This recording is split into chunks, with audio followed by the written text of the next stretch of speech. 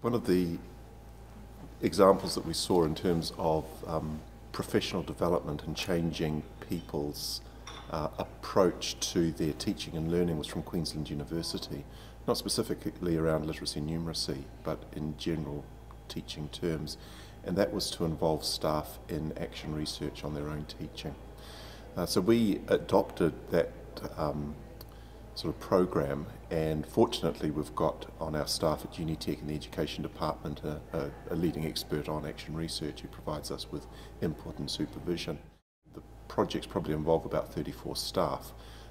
looking at their teaching and learning in terms of literacy and numeracy largely, designing interventions and then evaluating the interventions. And that we feel is a way for them to take ownership of what they need to change and how they're going to change what they do in the classroom in order to ensure that the literacy and numeracy is embedded. A lot of the literacy and numeracy stuff for our staff, especially our vocational staff, is around a sense of identity, and that they've come to UNITEC with their area of expertise, so they see themselves as plumbers or mechanics or architects or electricians. And we don't want them to lose that, but in joining an educational institution they need to adopt another identity, which is that of educator,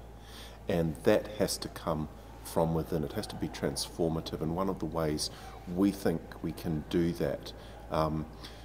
without imposing anything from above, although we have those sorts of systems in place to ensure that there is the transactional approach, I guess, to embedding what we need to do in terms of complying with the rules and regulations, but individuals looking at their own practices and their own identities and changing those, as you say, from within. I mean, one of the things that we've tried to do is to take things slowly, and we've used the phrase sticky messages. This is from Malcolm Gladwell's book on tipping points, sticky messages being things that are simple enough for them to remember and to implement easily. And so we've attempted to actually take sort of quite complex things and reduce them down into smaller incremental steps in order for them to make sense and to be more easily implemented, so that it's not a huge change all at once, and it's not onerous and it's not too demanding, but walking alongside them in that change process and providing them with the support that they need. And some people make it more quickly than others, or they see themselves as an educator more quickly than other